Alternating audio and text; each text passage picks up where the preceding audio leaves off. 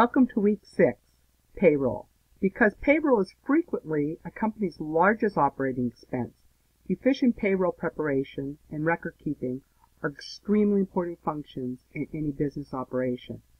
Although today most businesses computerize their payroll functions, it is important for business people to understand the processes and procedures involved. Let's get started. Week 6 objectives: prorating annual salary, calculating gross pay by hourly wages, calculating gross pay by straight piecework schedules, calculating gross pay by differential piecework schedules, calculating gross pay by straight commission, calculating gross pay by incremental commission, and lastly, calculating payroll deductions. Prorating annual salary. Although salaries may be stated as annual amounts, they are usually distributed to employees in a more timely basis. A once-a-year paycheck would be a real trick to manage. Employees are most commonly paid in one of the following ways. So either weekly, where you get 52 paychecks per year, bi-weekly, 26 paychecks per year, semi-monthly, 24 paychecks per year, or monthly, 12 paychecks per year. So let's look at being paid $50,000 annually. If we were weekly, we'd take the $50,000, divide by 52 for $961.54. The bi-weekly, again, the $50,000 divided by the 26, $1,923.07. Semi-annually, dividing by the 24, $2,083.33. And then last, monthly, 50,000 divided by 12, and you would earn $4,166.67. Calculating gross pay by hourly wages. Step 1, you calculate employees' gross pay for working 40 hours or less. And to do that, it's hourly rate times regular hours. So if we have 40 hours, our rate of pay, $12.99, we take the $12.99 times 40, and we arrive at $519.60. So if it's 40 hours or less, we just take the rate of pay by the number of hours. If there's overtime, that means over 40 hours, we go to step 2. Step 2, calculate an employee's overtime pay by multiplying the hourly rate by the overtime factor by the number of overtime hours. Let's take a look at that calculation. So overtime pay, hourly rate, times overtime factor. The overtime factor would be, for most overtime, it's time and a half, so it would be 1.5. Some places, for holiday time, would pay double time, and then the overtime factor may be 2, and then by the hours worked. So, we're looking at an employee now who has 62 hours. First, we have to break down regular hours, which is 40, and then what's left from the 62, 22 hours overtime. So, step 1, we calculate the regular hours, the $12.99 times the 40 hours for $519.60. The overtime, we take the hourly rate of $12.99 and we times it by that overtime factor. Again, we're going to use the 1.5. That's going to equal $19.49. Now that we have the $19.49, we're going to multiply that by the hours worked, which is, again, the 22 hours. So $19.49 times the 22 gives us $428.78 for overtime.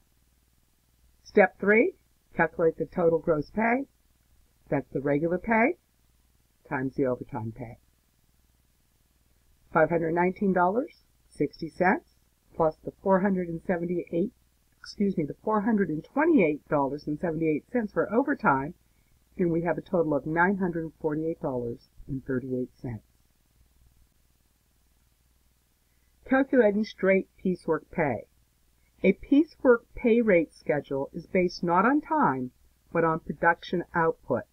The incentive is that the more units the worker produces, the more money he or she makes. A straight piecework plan is when the worker receives a certain amount of pay per unit of output regardless of the output quantity.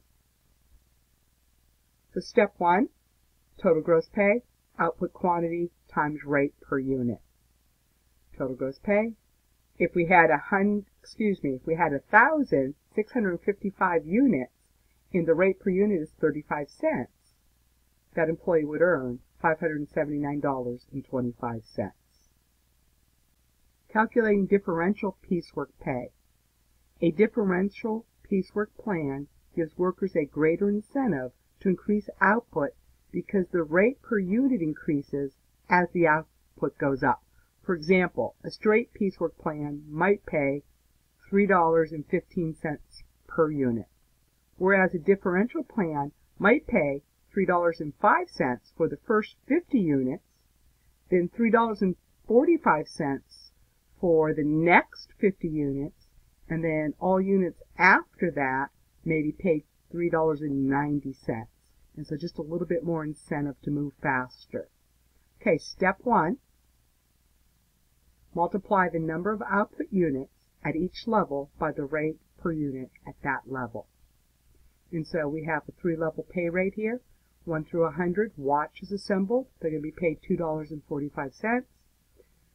100 to 150, $2.75. And then the 3rd level, anything assembled over the 150, they will earn $3.10. Let's take a look. So 172 watches assembled. So again, the first level, the first 100 is going to be level 1. The next 50 is going to be a level 2, the $2.75. And then that's 150, so what's left over? 22 watches are going to be paid at a level 3, which is $3.10. So 100, 50, 22 adds up to the total 172 watches. So 100 times the $2.45 for the first level, they will make $200.45. The next level, 50 at the 275, they're going to make $137.50. And then the last 22, because it's over the 150, they're going to get a rate of $3.10 per watch, and that will equal $68.20. Step 2, find the total gross pay by adding the total from each level. We add these up.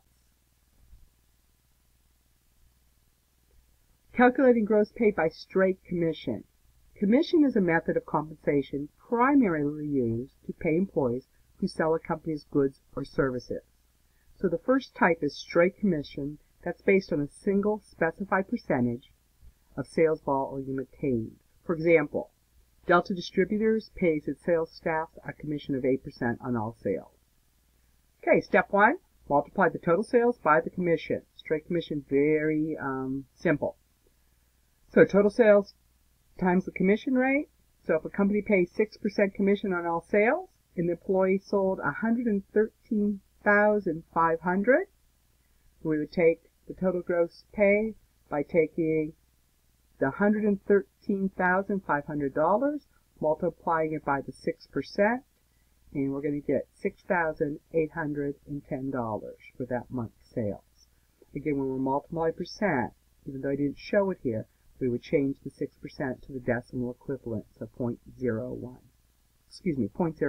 Calculating gross pay by incremental commission. That's commission, much like differential piecework rate, whereby higher levels of sales earn increasing rates of commission. Step 1, multiply the total sales at each level of commission by the rate for that level. So we have a level 1, 2, 3. $1 through 50,000, they're going to get a 4% commission. And then the next 100,000, they're going to get a 5% commission. If they go over the 150,000, they're going to have a 6.5% commission. So incremental commission. So let's look at a person who had sales of $162,400. So the first 50,000, that's a level 1. 100,000 to level 2, that's 150,000. And so the remainder, $12,400, will be at a rate of 6.5% for the level 3. So 50,000 times the 4%, we change that decimal equivalent, and they're going to earn $2,000 in commission. The next level, $100,000, they're going to earn a 5%, so 0.05, which earns them $5,000. And then their $12,400 at the level 3 is at the 6.5, so 0.65, and they've earned $806. Second step, again, is to total those numbers up. So we total them, and so their commission for $162,400 in sales is $7,806. Okay, calculating payroll deductions. Employers, by federal law, are required to deduct or withhold certain funds known as deductions or withholdings from an employee's paycheck. And then employees' payroll deductions, they fall into two categories, mandatory and voluntary. Today, the FICA tax is divided into two categories. Social Security, OASDI, which stands for Old Age, Survivors, and Disability Insurance. There's a Jeopardy answer for you. And that's our retirement plan.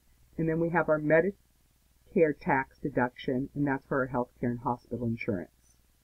The Social Security wage base changes every year, so there's a book that you would look that up in. For our class, we're going to use the 6.2%, and then our Medicare is going to be 1.45%. Now you see a wage base here, and there's a limit on the Social Security tax. And so if you make over $128,400, you will not be taxed on amount over that. So I know I don't have to worry about that. And then our Medicare tax, the 1.45%, there's no limit. No limit. And so it doesn't matter how much you make, you will each be taxed 1.45%.